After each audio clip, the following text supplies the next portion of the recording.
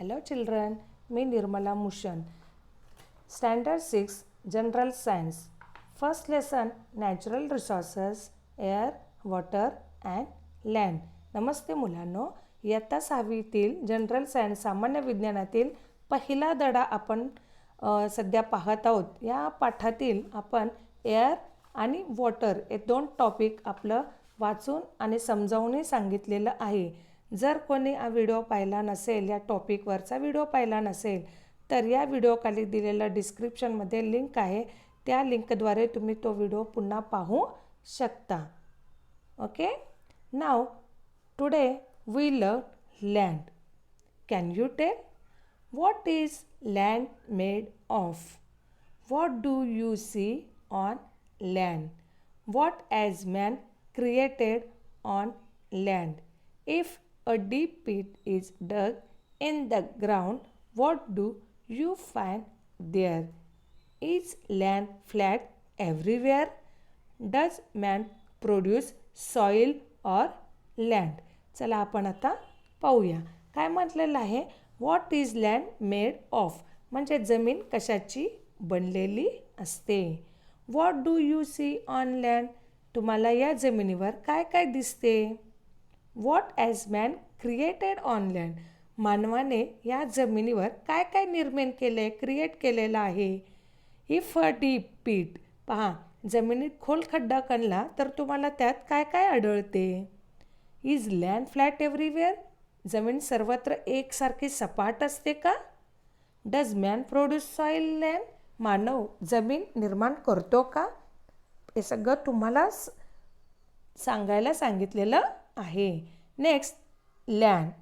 Land is seen in the form of stones, soil, big Roxx. It is not flat everywhere.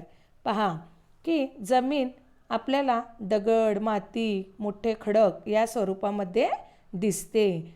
Soil and big rocks. ती सर्वत्र एकसारखी नसते म्हणजे सपाट नसते. It is hilly in some places and flat in others म्हणजे कधी डोंगरा तर कधी सपाट अशा रूपात आपल्याला पाहता येते. All terrestrial animals including man live on land म्हणजे मानवासह सर्व भूचर प्राणी जे जमिनीवर राहणारे प्राणी आहेत त्याला आपण भूचर म्हणतो. हे सर्व भूचर प्राणी जमिनीवर राहतात. Some terrestrials dig burrows in the ground for shelter. काही भूचर प्राणी स्वतःच्या निवाऱ्यासाठी म्हणजे घरासाठी ते जमिनीमध्ये बीळ करून राहतात.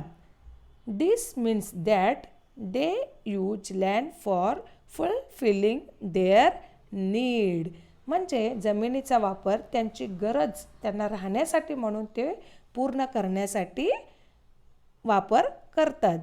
We also use land for farming and for building houses and roads. आपण ही जमिनीचा वापर शेतीसाठी, आपल्या घरासाठी, रस्त्यासाठी म्हणजे रस्ते बनवण्यासाठी करत असतो. We make use of plants and animals in the forest that grow on land. पहा काय म्हटलेलं आहे, जमिनीवर आपण या जमिनीचा वापर शेती, निवारे, रस्ते यासाठी करत असतो. जमिनीवर असलेल्या वनस्पती आणि प्राण्यांचा देखील आपण उपयोग करत असतो. The minerals, crude oil and natural gas obtain from the earth are very important for us. It means that land is an important resource. Let's see exactly what land is made of. म्हणजे पहा काय म्हणलेलं आहे की जमिनीतून मिळणारी जी खनिजे आहेत, मिनरल्स म्हणजे खनिजे आहेत, क्रूड ऑइल म्हणजे जे खनिज तेल आहे आणि नॅचरल गॅसेस जे भूगर्भातून मिळणारं जे वायू आहे हे आपल्यासाठी खूप महत्त्वाचे आहेत. म्हणजेच काय, जमीन हे अत्यंत एक महत्त्वाचं संसाधन आहे. आणि ही जमीन नेमकी कशापासून बनली आहे ते आता आपण पुढं पाहूया. लेट्स ट्राय दिस. आपल्याला एक करून पाहायला सांगितलेला आहे प्रयोग. आपण या डायग्रामचा ऑब्झर्व करू शकता. फर्स्ट आपण रीड करूया. Take a transparent plastic bottle, a handful of soil, some stones, sand, some dry leaves and water. पहा, प्लास्टिकची एक बाटली घ्यायला सांगितली आहे, ती पण पारदर्शक, म्हणजे आपल्याला आतल्या स्पष्ट दिसायला पाहिजे. मूठभर माती, थोडे दगड, वाळू आणि पाचोळा आणि पाणी घ्यायला सांगितले. या सर्व वस्तू आपल्याला निसर्गातून मिळतात. Cut off the upper tapering part of bottle, put the rest of the materials in the lower part and add water. बाटलीचा जो निमुळता भाग असतो ना, वरचा आहे, त्या चित्रात दिलेला आहे, तो कापायला सांगितले आणि खालच्या भागामध्ये उरलेले साहित्य टाका व नंतर त्याच्यामध्ये पाणी टाकायला सांगितलेलं आहे. पहा, या ठिकाणी सगळ्यात अगोदर काय घेतलेलं आहे, बिग स्टोन्स, नंतर स्मॉल स्टोन्स म्हणजे मोठे दगड, लहान दगड, त्यानंतर सँड वाळू, त्यानंतर सॉईल माती आणि सर्वात वर काय घेतलेलं आहे, पाचोळा dry leaves. Third, stir the mixture थ्रूली and put it aside. हे मिश्रण काय करायला सांगितलं, भरपूर ढवळा म्हणलेलं आहे आणि मग दुसऱ्या दिवशी त्याचं निरीक्षण करण्यास सांगितलेलं आहे. Observe it the next day and answers. How does the mixture in the bottle look now. आता या बाटलीतील हे सर्व मिश्रण कसं दिसत आहे, आपण ते बाटली कसं घेतलं, ट्रान्सपरंट घेतलेलं आहे, त्याच्यामुळे सगळं दिसते आपल्याला. Do you see layers in it. त्यामध्ये आपण जसं थर एकावर एक घातलं की नाही, तसं थर आढळतात का. What is seen in the different layers from top of bottom. वरपासून ते खालीपर्यंत या थरांमध्ये काय काय दिसत आहे. Next, the land on earth also looks like this. If a pipeline is being laid in your neighbourhood, observe carefully the pits dug for this purpose.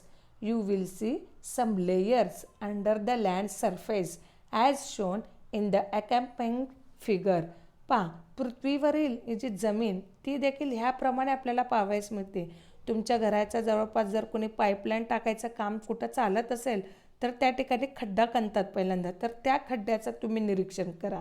म्हणजे तुम्हाला हे विविध थर कसे असतात जमिनीचे ते थर तुमच्या लक्षात येईल. आपल्या इथं टेक्स्टबुकमध्ये 1.8 डायग्रॅममध्ये लेयर्स ऑफ लँड दिलेले आहे, म्हणजे जमीन खणल्यावर त्या जमिनीमध्ये किती थर असतात ते आपल्याला दिसतं. बेडरॉक म्हणजे मूळ खडक कशा स्वरूपाचं आहे. त्यानंतर layer of soil and small Roxx म्हणजे मातीचा थोडासा थर आणि लहान लहान खडक दिसतात. त्यानंतर इमॅच्युअर सॉईल म्हणजे अपरिपक्व अशी मृदा. त्यानंतर सॉईल आणि सर्वात वर ह्युमस म्हणजे कुतीत मृदा, ती काय आपण पाहूया. If the land as mature soil, the top most layer is form by the decomposition of the remains of plants and animals. म्हणजे या ठिकाणी पहा, परिपक्व मृदा असलेल्या या जमिनीमध्ये सर्वात वरचा थर आपण पाचोळा घातला की नाही, ते हा वनस्पती आणि प्राण्यांच्या अवशेषांच्या कुजण्याने निर्माण होतो. आता प्राण्यांच्या अवशेष म्हणजे एखादा प्राणी एक्सपायर झालं, म्हणजे कुत्रा असू दे, मांजर असू दे, कुणी असू दे, तर त्याचा ते कुजल्यानंतर त्याच्यातून कुजून ती मातीमध्ये मिक्स होऊन जाते आणि ते सगळं मिळून ही कुतीत मृदा तयार होते. त्यालाच ह्युमस असं म्हटलेलं आहे. It is usually found in dense forest. म्हणजे हा जो भाग आहे आपल्या शक्यतोमध्ये जंगलाच्या भागामध्ये जरा जास्त आढळतो. The land below this is full of sand, soil, small stones, worms and insects. म्हणजे त्याखालील जमीनमध्ये वाळू असते, माती, छोटे छोटे खडे असतात, काही किडे कीटके असतात. या सर्व मातीच्या या थरालाच मृदा असे म्हणतात. This soil is immature. Further below this layer the proportion of soil decreases and that of rock increases. पहा, या जमिनीमध्ये माती आणि मूळ खडकांचे तुकडे आढळतात आणि ही मृदा अपरिपक्व असते, म्हणजे पक्की झालेली नसते. त्यापुढे आणखीन खाली मातीचे प्रमाण कमी होतात आणि खडकांचं प्रमाण इन्क्रीजिंग होत जातात, म्हणजे वाढत जाते. This is the layer of bed rock.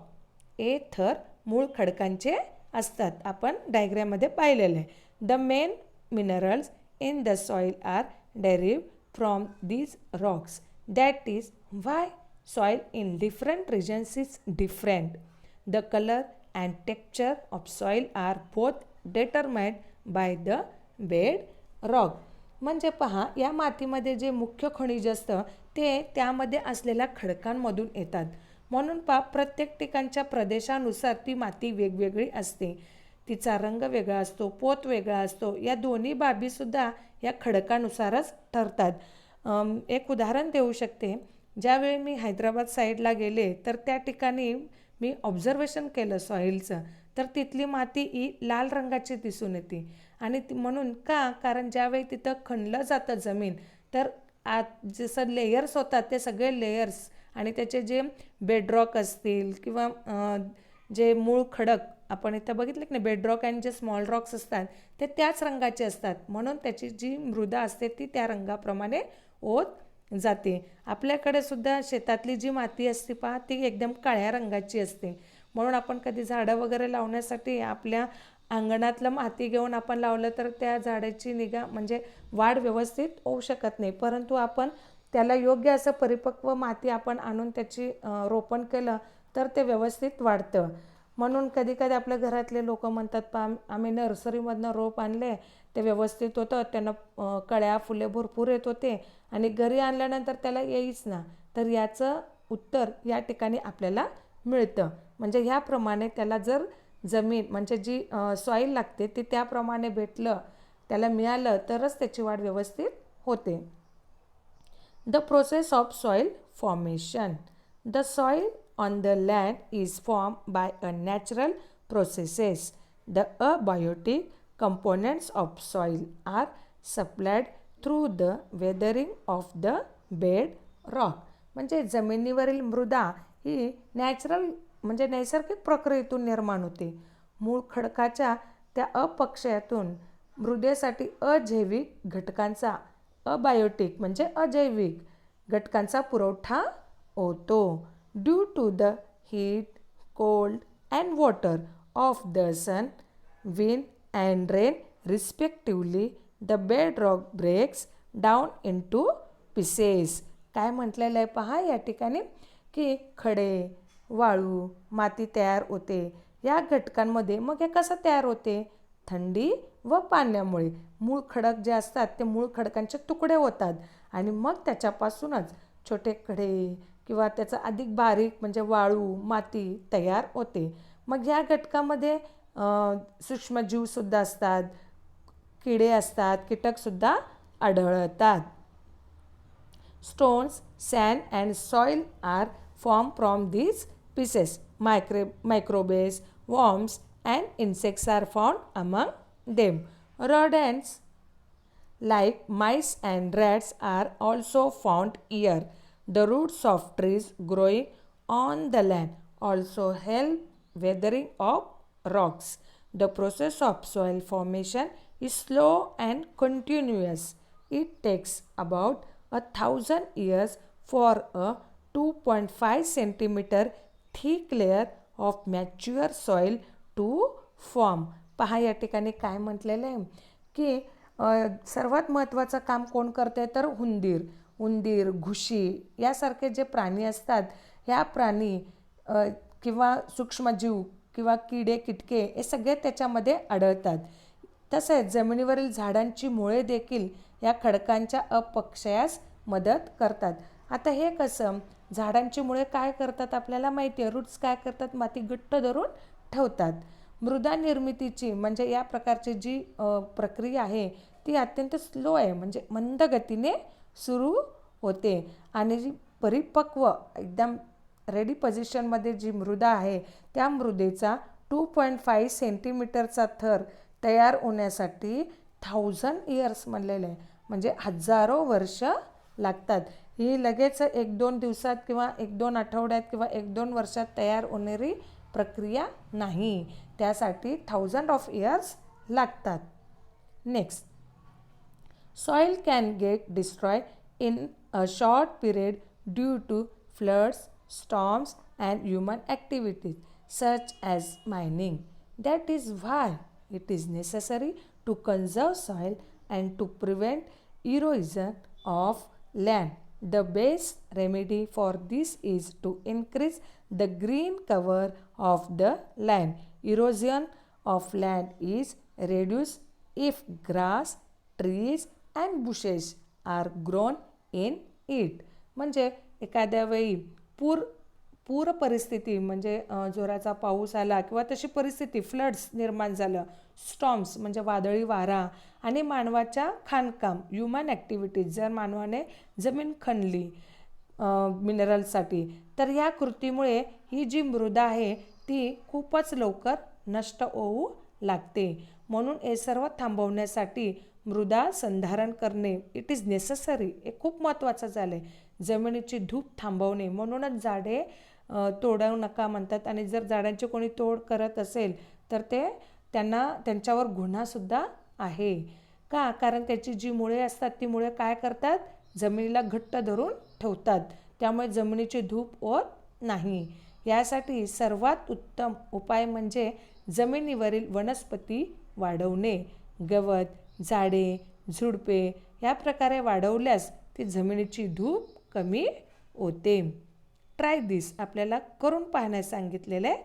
Obtain specimens of soil from various places in your surroundings such as your own yard, a garden, hills, river banks, fields and rocky ground. Note the differences in the specimens with respect to color, feel, texture and the size of the particles. आपल्या परिसरातील वेगवेगळी ठिकाणे, अंगणातलं पहा, बाग, डोंगर, नदीच्या काठची, शेती आणि खडकाळ जमीन, या प्रत्येक ठिकाणची मृदा ही वेगवेगळी असते. अशा प्रकारचे वेगवेगळ्या मृदेचे नमुने मिळवा आणि मग त्याच्यातला प्रत्येकातला फरक पहा, त्याचा रंग पहा, असं ऑब्झर्वेशन म्हणजे स्पर्श करून पहा, स्मूथ आहे का, थोडंसं रफ आहे का, व त्याच्यातील कणांचा आकार स्मॉल आहेत का, थोडेसे बिग आहेत का, एकदम सॉफ्टनेस आहे का, ते सगळं बघा. या मुद्द्याच्या आधारे निरीक्षण करा आणि नोंदवायला सांगितलेलं आहे. डू यू नो, तुम्हाला हे माहिती आहे का? Humus is the layer form on soil due to the decomposition of dead plants and animals by microbes. Humus supplies nutrients to the soil. Humus is also important for aerating the soil and for holding water in the soil. The proportion of humus in the upper layer of good fertile soil is about 33% to 50%. पहा, मृत वनस्पती किंवा प्राणी यांचं सूक्ष्म जीवामार्फत विघटन होतं. म्हणजे काय होतं, ते कुजतं आणि कुजून त्या मृदेवर एक थर तयार होतो, त्यालाच आपण ह्युमस म्हणतो. ही जी कुतीत मृदा आहे म्हणजे जी ह्युमस आहे ती जमिनीला पोषक घटक पुरवण्याचं काम करते, त्याला आपण खतसुद्धा म्हणतो. या मृदेत हवा खेळती ठेवणे, मातीमध्ये पाणी धरून ठेवणे या कामाचा देखील या कुतीत मृदा खूप महत्त्वाची आहे. चांगल्या सुपीक मृदेमध्ये, सुपीक म्हणजे पीक घेण्यास योग्य असलेल्या मातीमध्ये वरच्या थरामध्ये या कुतीत मृदेचे प्रमाण जवळजवळ 33% ते 50% इतके असते. यूज युअर ब्रेन पॉवर, आपल्याला जरा विचार करायला सांगितलेलं आहे, डोकं चालवायला सांगितलेलं आहे. What are the constituents of soil? Classify them as biotic and abiotic constituents. पहा, या मृदेमधील विविध घटक कोणते आहेत, त्याचे जैविक घटक व अजैविक असे वर्गीकरण करा. ज्याला जीव आहे ते बायोटिक आणि जे निर्जीव आहेत, ज्याला जीव नाही, ते अजैविक असे वर्गीकरण करायला सांगितलेलं आहे. Forest on land got buried underground due to the great upheavals that took place on the earth many ages ago. After that, the process of formation of fossil fuels from the remains of living things took place underground. We get fuels like petrol, diesel, kerosene, paraffin, and other useful materials like tar and wax from the fossil fuel called crude oil. पहा काय सांगितलेलं आहे, forest on land got, एकेकाळी पृथ्वीवर जे घडलेल्या उलथापालथीमुळे, आता उलथापालथी म्हणजे काय, भूकंप असेल किंवा जोराचा पूर आला असेल, असे जी नैसर्गिक नॅचरल काहीतरी झालेलं प्रकरण असेल, तर जमिनीवरील जंगले जी आहेत ती पूर्ण भूगर्भात गाडली गेली, म्हणजे जमिनीखाली गाडली गेली. आपण अनेक पिक्चरमध्ये सुद्धा हे पाहिलेलं आहे. त्यानंतर या सजीवांच्या मृत अवशेषांपासून जीवाश्म इंधन बनण्याची प्रक्रिया या भूगर्भामध्ये घडली होती. म्हणजे 2-3 वर्ष किंवा 2-3 महिने नाही, हजारो वर्ष याच्यात होऊन गेली.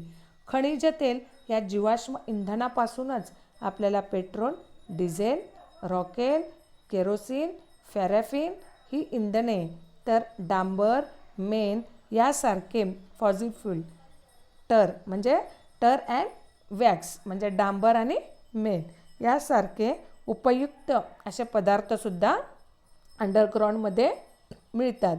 Living things use land, water and air available on earth and so does man. However, the portions of these resources that are actually put to use are very small as compared to the whole earth. Look at the following table. पृथ्वीवरील जी जमीन, पाणी आणि हवा याचा वापर सजीव करतात. या घटकांचा मानव देखील एक संसाधन म्हणूनच वापर करतो. तर या संसाधनाचा प्रत्यक्ष वापरला जाणारा घटकाचा जर आपण विचार केला तर संपूर्ण पृथ्वीच्या तुलनेमध्ये ते खूप कमी आहे. हे आपल्याला पुढील डायग्रामवरून लक्षात येईल. या ठिकाणी पहा, लँड म्हणजे आपल्याला मिळालेली उपलब्ध जमीन किती पर्सेंटेज आहे, 29%. पोटेबल वॉटर, फ्रेश वॉटर म्हणजे फ्रेश वॉटर जे पिण्यासाठी योग्य आहे, या पाण्याचं प्रमाण किती दिलेलं आहे, 0.3%. अँड ऑक्सिजन 21 म्हणजे 21% आहे. Even in these small proportions, the resources shown in the above table are sufficient for all living things. Only it is very necessary for man to control his greed. In other words, he must use these resources judiciously with the awareness that they are meant for all other living things and not just for mankind. पहा काय म्हटलेलं आहे, even in the small proportion म्हणजे या टेबलवरून विचार जर केला तर ही जी संसाधनं आहेत ती फार कमी प्रमाणात असली तरी ती आपल्यासाठी जर योग्य प्रमाणे त्याचा वापर केला तर पुरेशी आहेत. फक्त मानवाने स्वतःच्या हव्यासावर नियंत्रण ठेवणं अत्यंत आवश्यक आहे. म्हणजे या संसाधनाचा त्याचा वापर जो असतो, तर त्याचा वापर मला जसं लागतो तसं इतरांनाही लागतं याचं जर भान माणसाने ठेवलं तर हे 0.3% आहे, याचं प्रमाण जरी कमी असलं तरी ते सर्वांसाठी व्यवस्थित पुरतं. किंवा जमिनीचा भाग 29 जरी पर्सेंटेज असलं तरीही ते सर्वांना पुरेसं होतं, फक्त त्याचा हव्यास नाही करायला पाहिजे. Institutions at work. India Meteorological Department IMD was established in 1875 for studying the weather in the Indian subcontinent.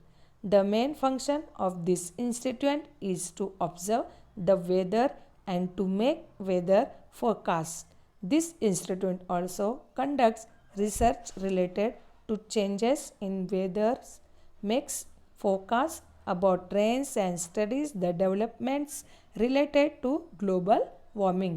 म्हणजे पहा, इन्स्टिट्यूट ॲट वर्क कोणती संस्था काय करते इथं सांगितलेलं आहे. आपल्या भारतीय उपखंडाचा हवामानाचा अभ्यास करण्यासाठी हवामानशास्त्र ही संस्था आहे.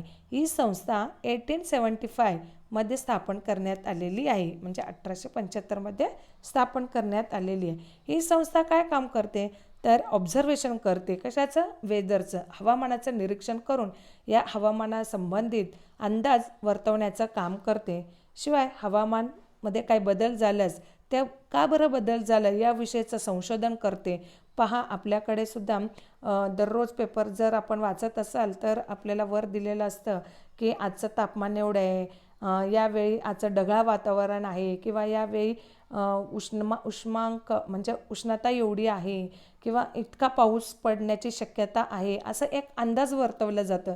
तर हे सगळं कुणी करत असेल तर हे जे IMD जी संस्था आहे, इंडिया मेटरोलॉजिकल डिपार्टमेंट, ही संस्था त्याबद्दल काम करत असते. आणि आपलं जागतिक तापमान जर वाढत असेल तर त्याचं निरीक्षण पण करते आणि त्याच्यावर आपल्याला उपायसुद्धा सुचवते. इत्यादी महत्त्वाची कामं ही इन्स्टिट्यूट करत असते. व्हॉट वी हॅव लर्न्ड, आत्तापर्यंत आपण काय काय शिकलो बघूया. The elements available in nature which fulfil the basic needs of living things are called natural resources. म्हणजे सजीवांच्या ज्या काही मूलभूत गरजा आहेत, ह्या मूलभूत गरजा भागवणारं आणि निसर्गातून महत्त्वाचं घटक म्हणजेच नॅचरल रिसोर्सेस, नैसर्गिक संसाधने. Air, water and land are important natural resources. हवा, पाणी आणि जमीन ही महत्त्वाची नैसर्गिक संसाधने आहेत. Soil as both biotic and abiotic constituents, म्हणजे जमीन आणि मृदा ही एकच नाही आहे, तर त्याच्यामध्ये ते फरक आहे.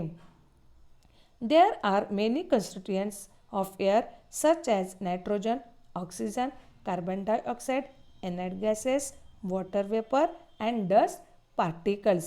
या हवेमध्ये नायट्रोजन, ऑक्सिजन, कार्बन डायऑक्साईड, निष्क्रिय वायू, बाष्प, डस्ट पार्टिकल्स म्हणजे धुळीचे कण असे अनेक घटक आहेत.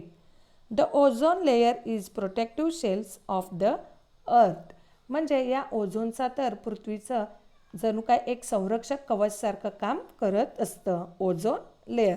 Natural resources should be use carefully and sparingly, म्हणजे ही जी संसाधने आहेत ती काळजीपूर्वक व काटकसरीने आपण वापरावीत, कारण ही मानवनिर्मित नाहीत, नॅचरली आहेत. त्यामुळे जर आपण हव्यास केला तर आहे ते सुद्धा आपल्याला सर्वांना भेटणार नाही. म्हणून या सर्व साधनांचा आपण काळजीपूर्वक वापर करायला पाहिजे आणि त्याचा वापरही सर्वांना पुरेल इतका काटकसरीने करायला पाहिजे. ओके, आता हा धडा तुम्हाला सर्वांना समजलेला असेल. या धडाखाली जे एक्झरसाइजमध्ये दिलेलं आहे फिल इन द ब्लँक्स किंवा इतर जे सर्व प्रश्न आहेत, या सर्व प्रश्नांची उत्तरे मी PDF फाईल करून तुम्हाला देणार आहे. पहा, पुन्हा एकदा जर आपल्याला समजला नसेल तर एअर, वॉटर, लँड याचे व्हिडिओज तुम्ही डिस्क्रिप्शनमध्ये दिलेल्या लिंकमध्ये पुन्हा पाहू शकता आणि ऐकू शकता. ओके, आणि जे शब्द तुम्हाला अवघड वाटतात प्रोनाऊन्सिएशन्स करण्यासाठी, उच्चारण्यासाठी, ते पुन्हा पुन्हा ऐका. नसेल जर कुणाकडे डिक्शनरी असेल तर डिक्शनरीमध्ये पहा, नसेल तर हा व्हिडिओ पुन्हा पुन्हा पहा आणि त्या शब्दाचं प्रोनाऊन्सिएशन्स तुम्ही नीट ऐका आणि तुम्ही सुद्धा तसा उच्चार करा, म्हणजे आपल्याला व्यवस्थित वाचन करता येईल. Okay, thank you.